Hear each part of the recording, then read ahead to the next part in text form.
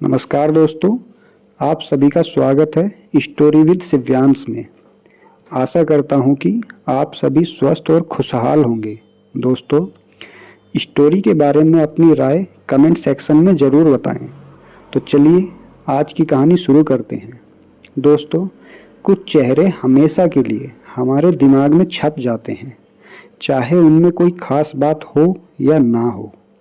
लेकिन मज़े की बात यह है कि हमें यह एहसास भी नहीं होता कि कोई चेहरा हमारे ज़हन में छप चुका है, जब तक कि वह चेहरा अचानक से हमारे सामने नहीं आ जाता।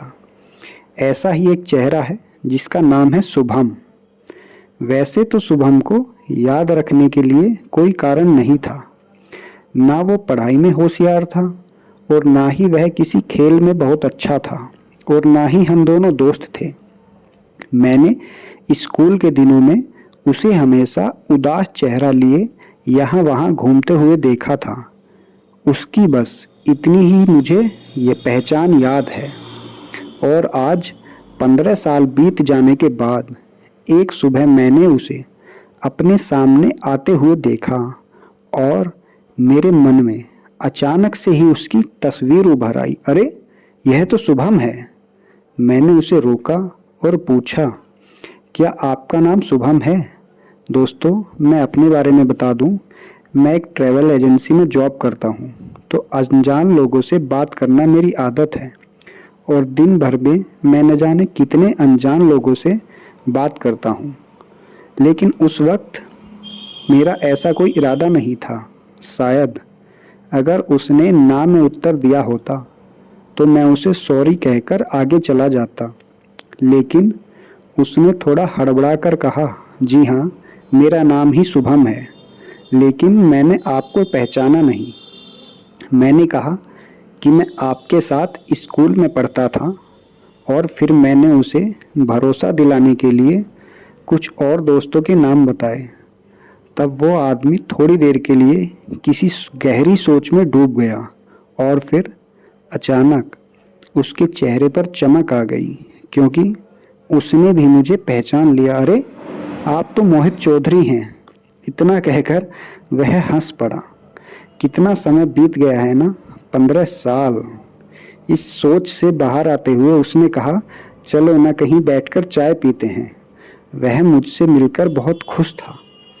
हम दोनों वहीं पास के एक होटल में चले गए, जहाँ पर पहले से ही बहुत लोग मौजूद थे, लेकिन सभी लोग अपने ही काम में व्यस्त थे।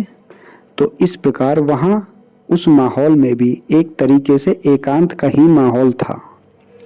हम लोग टेबल पर बैठकर चाय का इंतजार कर रहे थे। और इतने सालों बाद मैं शुभम को बहुत करीब से देख रहा था। उसकी उम्र लगभग मेरे जितनी ही थी, 30 के आसपास, लेकिन वह मुझसे बहुत बड़ा दिख रहा था। शरीर काफ़ी मोटा हो गया था, माथे पर बाल बहुत कम हो गए थे। ऐसा लगता था कि जैसे उसे बार बार पसीना पोंछने की आदत हो। हर 2 मिनट बाद वो चेहरे को एक रुमाल से पोंछ रहा था और पूछा, कैसा चल रहा है सब? उसने चाय पीते हुए मुझसे पूछा। तब मैंने कहा कि किसी पागल की तरह यहाँ से वहाँ घूमता रहता हूँ। अरे, मतलब मैं एक ट्रैवल सेल्समैन हूँ, आज यहाँ तो कल कहीं 100 मील दूर। यह सच में बहुत संयोग की बात है कि हम दोनों आज यहाँ मिले। बाकी तुम बताओ कि तुम कैसे हो, क्या तुम यहीं रहते हो? तब उसने कहा कि मैं ठीक हूँ। उसने कुछ सोचते हुए पूछा कि तुम जरूर किसी लॉज में ठहरे हुए होगे। मैंने उत्तर दिया कि हाँ, लेकिन जल्द ही यहाँ से जाने वाला हूँ। उसने पूछा, कितने दिन और हो तुम यहाँ? मैंने कहा, ज़्यादा से ज़्यादा 2 से 3 दिन। अरे, तो फिर तुम मेरे साथ क्यों नहीं आते? मैंने कहा कि मेरे आने से खामा तुम्हें तकलीफ होगी। अरे, कैसी तकलीफ? मैं अकेले ही रहता हूँ। अकेले? मैंने आश्चर्य से कहा, तो फिर तुम्हारी शादी? उसने सिर हिलाते हुए कहा, मैं अकेला हूँ, इसीलिए तो आपको चलने के लिए कह रहा हूँ। मुझे भी 2-3 दिन के लिए कंपनी मिल जाएगी। इसमें कोई शक नहीं था कि शुभम बहुत ईमानदारी से कह रहा था उसकी बातों से मुझे यही लग रहा था कि उसे किसी दोस्त की कंपनी की ज़रूरत है, लेकिन पता नहीं मैं उसके साथ रह भी पाऊंगा या नहीं, क्योंकि मुझे उसके बारे में कुछ ज़्यादा जानकारी नहीं थी और ना ही हम दोनों की बहुत अच्छी जान पहचान थी। बचपन से भी मैंने कभी उससे बात नहीं की थी। यह सब सोच ही रहा था, फिर उसने कहा, मोहित प्लीज़। तब इस पर मैं थोड़ा मुस्कुराकर कहा कि ठीक है। तब उसने कहा कि एक काम करो, तुम मेरा पता ले लो और सीधे वहीं पर आ जाना। तब मैंने कहा कि कल मेरी मीटिंग है और मीटिंग के बाद मैं तुम्हारे घर पर आ जाऊंगा। इतना कहकर मैं शुभम के बताए पते पर पहुंच गया। वहां जाकर मैंने देखा कि यह हवेली किसी पुरानी हवेली जैसी एक आलीशान बंगला था। मुझे उन दिनों की याद आ गई जब शुभम स्कूल में हर वक्त उदास और शांत रहता था। उस वक्त उसे देखकर कोई भी यह सोच नहीं सकता था कि उसके पास इतना बड़ा आलीशान घर होगा। मैंने उससे पूछा, क्या यह शुरू से ही तुम्हारा घर रहा है? उसने आसपास देखते हुए जवाब दिया, हाँ, लेकिन मुझे गोद लिया गया था। चलो खाना तैयार है, पहले खाना खा लेते हैं, फिर आपस में बैठकर बातें करेंगे। सारा खाना मेज के बीचों बीच रखा गया था। हम दोनों जो चाहे वो खा सकते थे, लेकिन उस पूरे आलीशान घर में और कोई हलचल नहीं थी, ना कोई आवाज़ थी। मुझे बाद में पता चला कि वहाँ सुबह और शाम को ही नौकर आते हैं और अपना काम निपटाकर चले जाते हैं। तब मैंने शुभम से हालचाल पूछने लगा। तब उसने बताया कि खाना खा लेते हैं और खाना खाने के बाद हम दोनों आराम करते हुए बहुत सारी बातें करेंगे। खाना खाने के बाद हम दोनों पास वाले कमरे में चले गए। फर्नीचर बहुत पुराने ज़माने का था, लेकिन बहुत आरामदायक था। हर तरफ एक धूल की पतली परत फैली हुई थी। कमरा देखकर ऐसा लग रहा था कि जैसे इसका ज़्यादा उपयोग नहीं किया गया हो। तब मैंने एक साफ सुथरी कुर्सी पर चुनी और उसी पर बैठ गया। शुभम ने कहा, क्या तुम्हें यहाँ अजीब लग रहा है?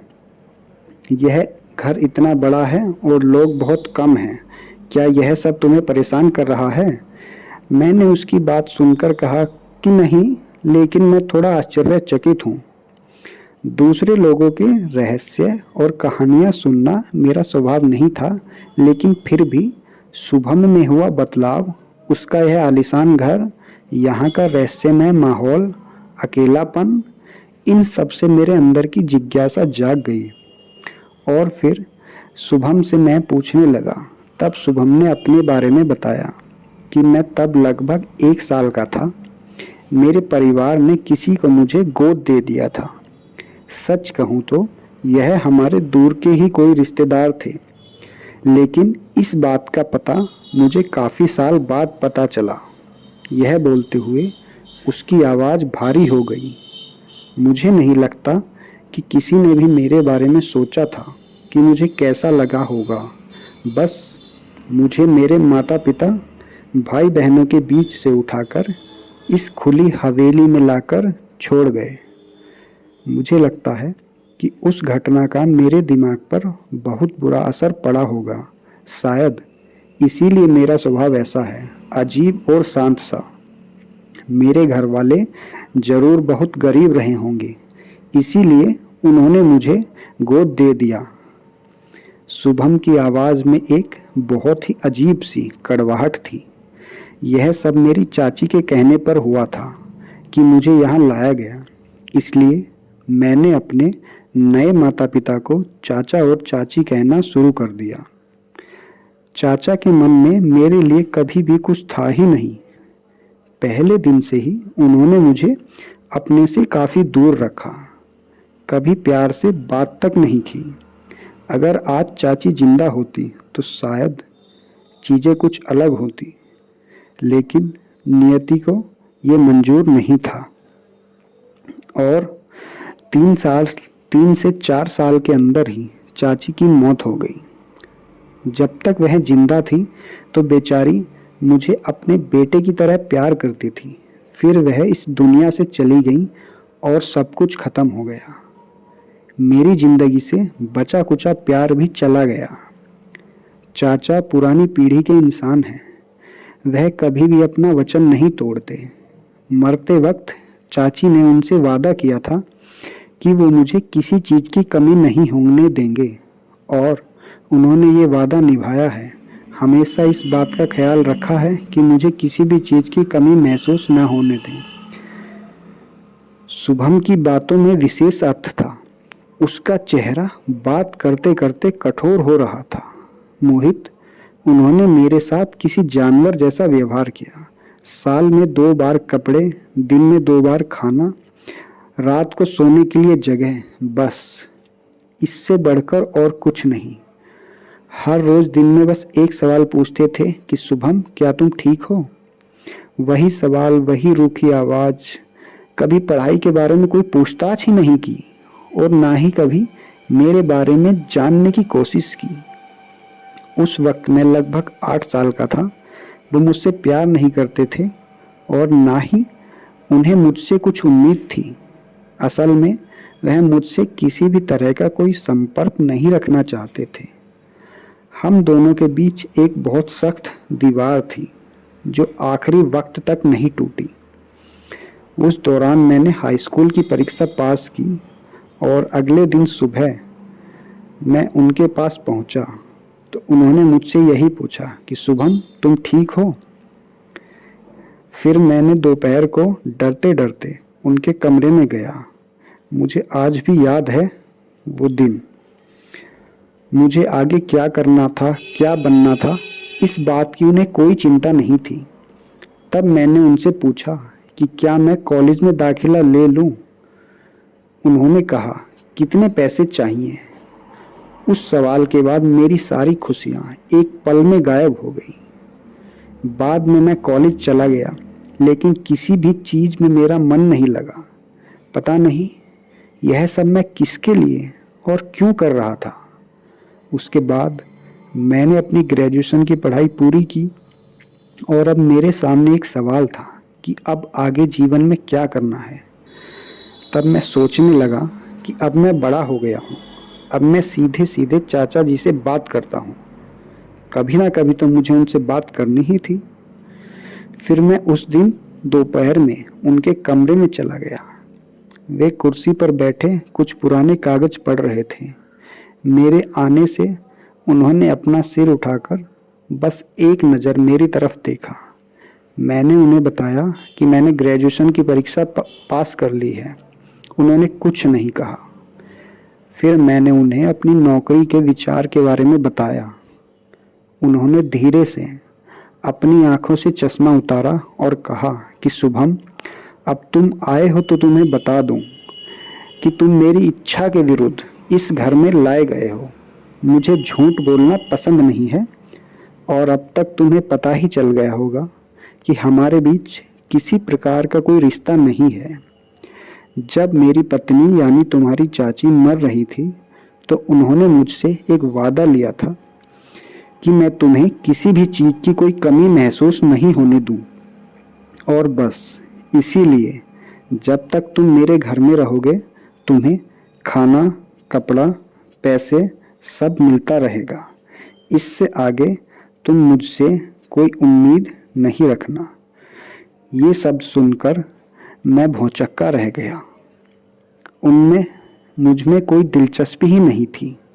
इतना बोलकर उन्होंने अपना चश्मा पहना और फिर से कागज पढ़ने लगे।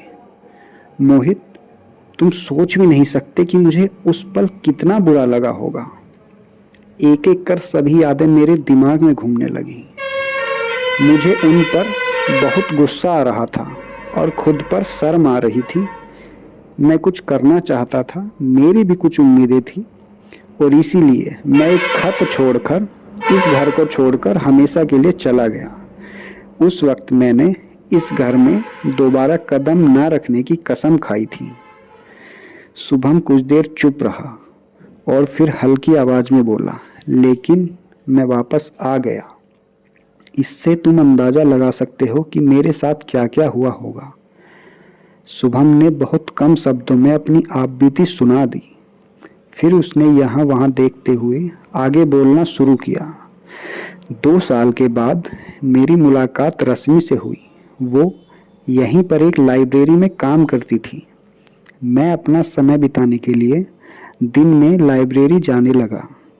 दिन भर वहीं पढ़ता रहता था। उसे लगा कि मैं बहुत होशियार हूँ और उसे मुझसे प्यार हो गया। हम दोनों एक दूसरे को जानने पहचानने लगे और फिर मैंने उसे प्रपोज किया और एक दिन मैं उसे अपने चाचा से मिलवाने के लिए अपने घर लेकर आ गया। लेकिन इस बार भी वही हुआ जो आज तक हुआ था। बस 15 मिनट में ही सब कुछ खत्म हो गया। रश्मि मेरी तरफ देखे बिना ही घर से चली गई और मैं कभी उस लाइब्रेरी में नहीं गया। फिर उसने बताया कि 6 महीने पहले चाचा जी को पैरालिसिस का अटैक आ गया और 1 महीने के भीतर उनकी मृत्यु हो गई। लेकिन आखिर तक उन्होंने मुझसे कभी भी खुलकर बात नहीं की। शुभम चुप हो गया। एक बार फिर वह रुमाल से अपने चेहरे का पसीना पोंछने लगा। तब शुभम ने कहा कि चाचा जी मर गए और उनकी दौलत मुझे मिल गई। सच कहूँ तो मेरे मन में सबसे पहले यही विचार आया था कि मैं यह सब कुछ बेच दूंगा और इस गांव को छोड़कर कहीं दूर चला जाऊंगा। लेकिन चाचा जी की मौत के 10 दिन बाद एक वकील यहाँ आया। उसने मुझे एक मृत्यु पत्र दिखाया और बताया कि मुझे यह सारी दौलत मिली जरूर है, लेकिन एक शर्त पर कि मुझे हमेशा इसी हवेली में रहना होगा और मैं हवेली छोड़कर चला गया तो यह सब कुछ एक ट्रस्ट को चला जाएगा।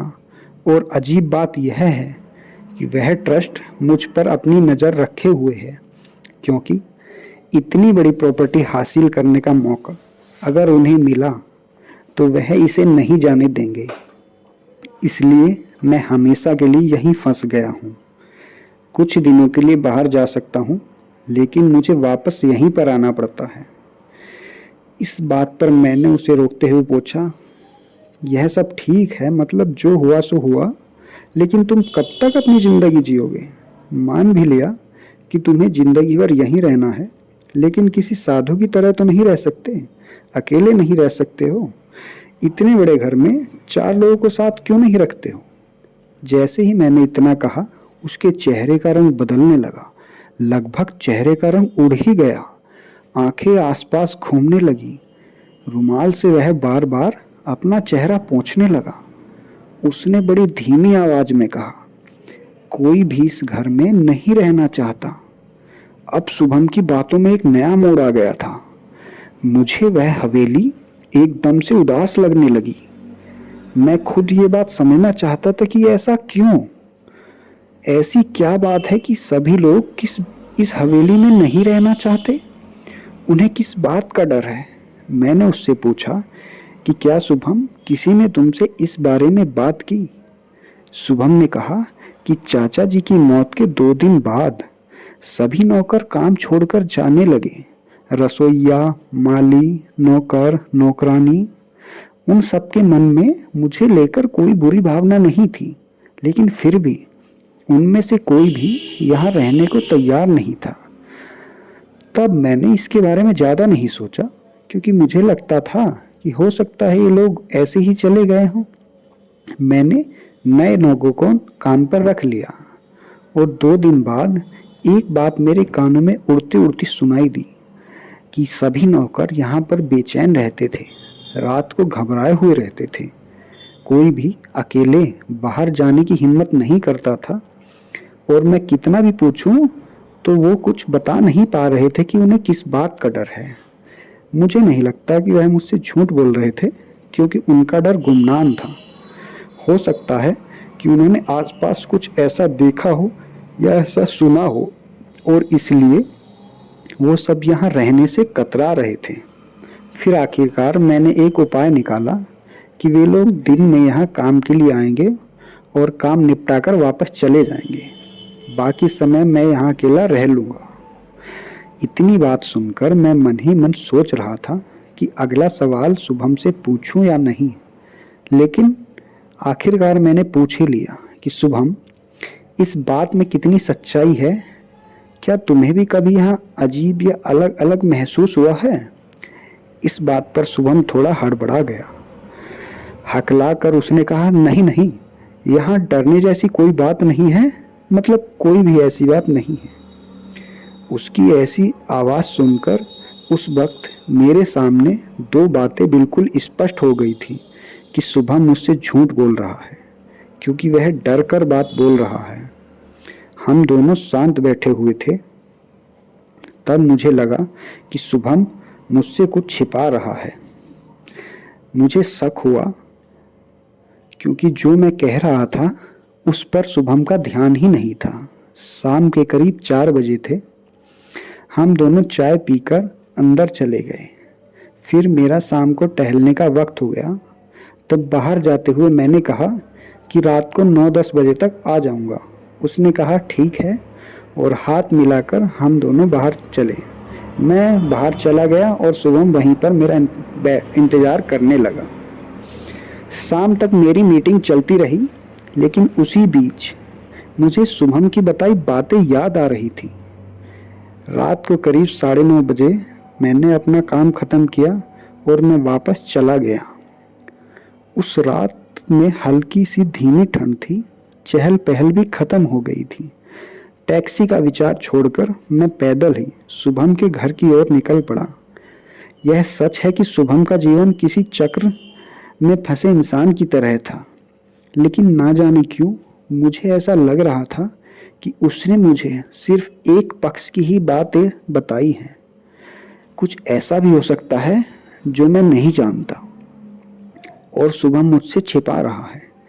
लेकिन मैं यहाँ कुछ ऐसा जानने नहीं आया हूँ। मैं तो बस एक मेहमान की तरह आया हूँ और फिर 1-2 दिन रुक कर यहाँ से चला जाऊँगा।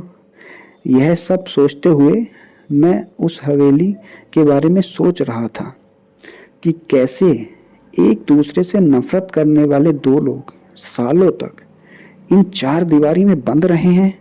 वह हवेली उनकी जहरीली यादों से भरी पड़ी है और नौकरों के व्यवहार से बस इतना समझ पा रहा था कि यह जहर आज भी उस हवेली में मौजूद है। वह हवेली दूर किनारे पर थी। उसके पीछे का ज़्यादातर हिस्सा सुनसान था।